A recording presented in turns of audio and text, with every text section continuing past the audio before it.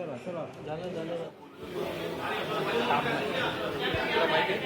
परवा काल अजून एक साचा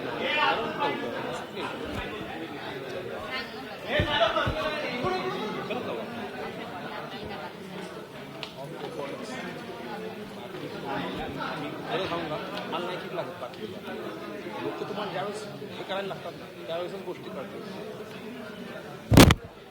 तुला म्हणून म्हणतो की आपण ना आता त्या बातम्यांच्या पलीकडे थोडंसं दोन पावलं पुढे गेलं ना की ह्या नॅरेटिव्ह स्टोरी आता मी तुला म्हणतो काल त्यांनी बऱ्याच गोष्टींना ब्रेक लावला. तुम्हाला प्रश्न ऐकलाच का? तर मुंबई मनपामध्ये भाजपचा गटनेत्या या पदावर आता शिक्कामोर्तब झाले, नावावर शिक्कामोर्तब झाले आणि गणेश खणकर आता भाजपचे गटनेते असणार आहेत. तर या संपूर्ण घडामोडीकडे खरं तर लक्ष लागलेलं होतं. भाजपचा गटनेता कोण असेल या संदर्भात गेल्या 2 दिवसामध्ये चर्चा होत होत्या. प्रभाकर शिंदे आणि गणेश खणकर हे प्रबळ दावेदार मानले जात होते. भाजपचे गणेश खणकर यांच्या नावावर आता शिक्कामोर्तब झालेलं आहे आणि भाजपचे मुंबई अध्यक्ष अमित साटम पुष्पगुच्छ देऊन त्यांचं अभिनंदन करतात. त्यावेळी घोषणाबाजी सध्या सुरू आहे.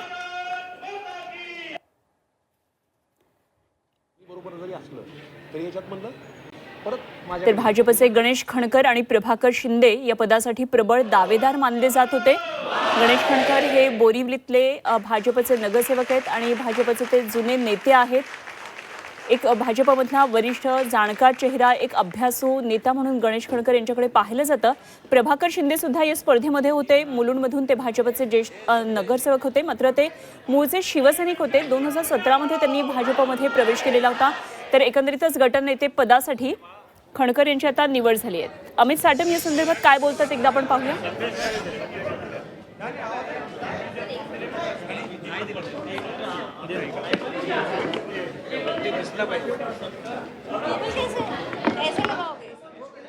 हे पद 5 वर्षांसाठी असणार आहे. त्याचप्रमाणे स्थायी समितीच्या अध्यक्षांची निवड सुद्धा तितकीच महत्त्वाची ठरणार आहे. प्रभाकर शिंदे आणि खणकर यांची नावं जेव्हा प्रबळ दावेदार म्हणून गटनेते पदासाठी पाहिली जात होती त्यावेळी स्थायी समिती एकाकडे आणि गटनेतेपद एकाकडे. त्यामुळे जर खणकर आता गटनेतेपदी आले असतील तर स्थायी समिती अध्यक्ष हे प्रभाकर शिंदे यांच्याकडे जाणार हे आता निश्चित झालेलं आहे असे हे संकेत म्हणता येतील. खरं तर भाजपला पक्षाचा एक जो जुना जाणता चेहरा आहे, मूळचा भाजपचा कार्यकर्ता आहे आणि तो मराठी असावा अशा प्रकारे एक अट होती आणि त्या दोन्ही निकषांमध्ये गणेश खणकर बसत असल्यामुळे गणेश खणकर यांची ही निवड केली गेली असल्याचं मानलं जात आहे. अर्थातच आता यावर अमित साटम काय म्हणतात हे बघणं खूप महत्त्वाचं ठरणार आहे. तर प्रभाकर शिंदे हे मूळचे शिवसैनिक होते, मात्र खूप अनुभवी असा हाही चेहरा आहे. त्या स्थायी समितीसारखं महत्त्वाचं पद आता त्यांच्याकडे जाते का हे पाहावं लागेल. चर्चा करून महाराष्ट्राचे सन्माननीय मुख्यमंत्री देवेंद्र फडणवीस साहेब, प्रदेश अध्यक्ष रवींद्र चव्हाणजी, सर्व मुंबईची निवडणूक समिती, मुंबईतले भारतीय जनता पार्टीचे सर्व नेते यांच्याशी चर्चा करून मी मुंबई महानगरपालिका भारतीय जनता पार्टीच्या गटनेतेपदी श्री गणेश खणकर यांची घोषणा करीत आहे.